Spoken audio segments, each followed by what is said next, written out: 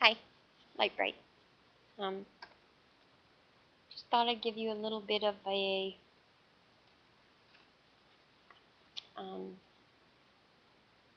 insight as to my health.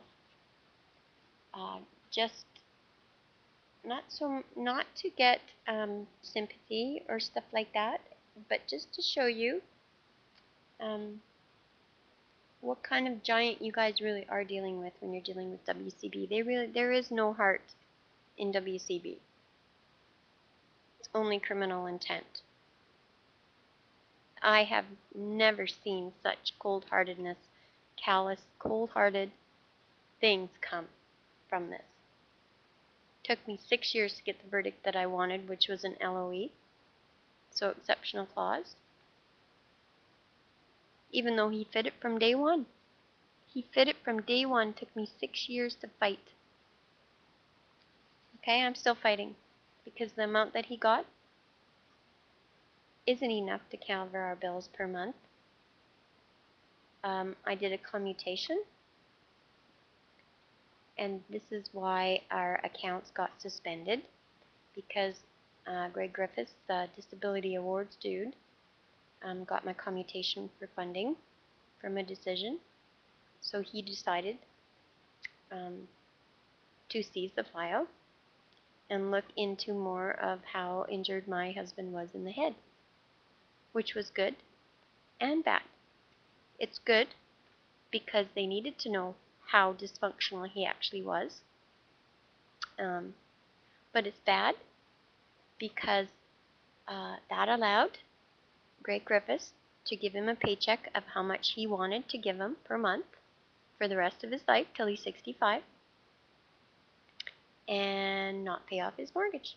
So he still has to pay $1,325 a month on a mortgage that was taken out in 1990 for 18 years, was supposed to be paid for last year, couldn't be paid for because we had to remortgage because of WCB. See? So now we have a man who has been deemed not able to work, so he can't work now, and he's only allotted so much a month. It's more than $1,200 now, but it's not enough to cover all the bills. So what do? You fight. What do you fight for?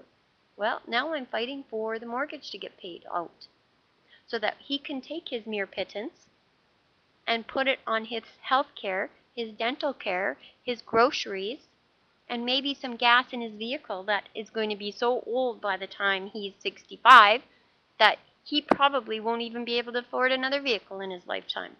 So actually, the SE clause is a damnation into poverty. That's exactly what it is. It's a damnation for a whole life full of poverty. Because they ain't sure going to let you get ahead. Trust me. Doesn't matter how deep you get in, you're not going to get ahead. They make sure of that. Okay, now I'm just going to give you a quick blurb about what my medical problems are. This one, I was in the, I'm going to block my healthcare number because I don't think that's needed. But yeah, that was the Calgary Health.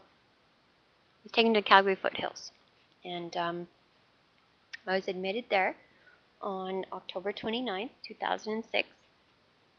This summary, this is a day of summary, they were just doing a little quick summary on me, was November 23rd, so now it's almost been a month just here, and this is what they're saying happened.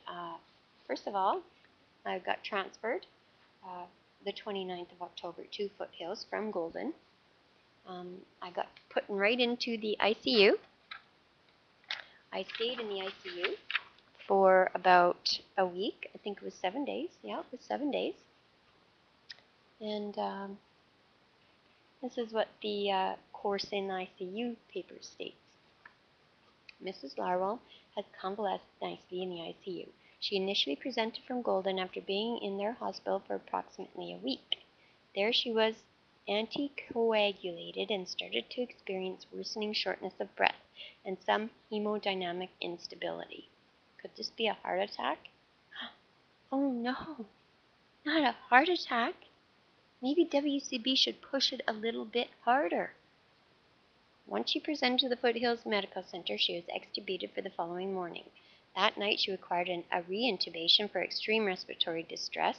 A chest X-ray at the time showed asymmetrical pulmonary edema. Mrs. Larwell was disurexed, and then her respiratory distress improved. Her CT chest PE protocol showed extensive bronchial circulation. This raises the possibility that a chronic thrombus instead of an acute. In fact, she gives a history of having progressively worsening shortness of breath over the months of September and October. Actually, I think it was a week before I went into Golden. I came home. I had taken my husband and my son and drove them to Cranbrook so we could do some early Christmas shopping because I'm so paranoid all the time. No, actually, I think I did pick up a couple Christmas times, but I think the initial one was for a Halloween costume. That's right, it was for Halloween, but I did pick up something for Christmas. But it was generally to get my son a Halloween costume because Golden is so small. Anyways, we came back that day because I drove him down in the morning, then I drove back at night, and we got in the house. And I put all my packages down, walked down the hallway, and boom, couldn't breathe. Just like that, couldn't breathe. I had no idea what was wrong. I proceeded to go into our spare bedroom and rested on the daybed that we have in there.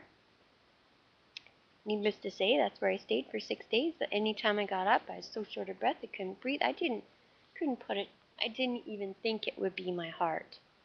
I wasn't that old. You know, you can have heart attacks at any single age. Any single age. Anyways, let's see what they said. On November 12th, on Sunday morning, she underwent removal of the permanent TPN line, which is a line that they put in you so that your body can absorb nutrition. Because when a person who has TPN line in, it's put in because their body doesn't absorb nutrition from eating post-mouth. So what happens is you eat, it goes into your tummy makes it into blush, then it goes through your intestines.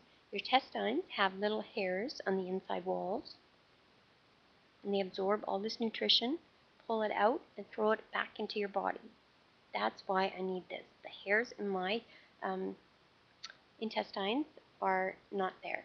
They're burnt off from having had deep ray X-ray from having kidney cancer, in which I was born with 3 kidneys, 2 full of cancer, 2 were taken out. When I was 18 months old now, deep X-ray was done. 30 years later, major problems in the tummy. Wherever the deep ray X-ray hit, my insides are starting to turn to glass, so they're shattering. So when this happens, they go in, they take more of my intestine out, glue them together, and hopefully I don't get a poo bag, which I don't have. So that's a good thing. But my health is very bad, and this is what I'm just trying to tell you. Anyways, I had the heart surgery done. I had the TPN line removed. I had a artery stent put in so that my legs would quit falling asleep because the main vein that goes down into my legs, the big artery, was shutting down. So they had to put a stent in to keep it open so that my legs wouldn't go. All this time, I'm dealing with WCB. I'm having people to watch Jamie. When he was taking his course, I was the best person ever. I knew he was getting taken care of.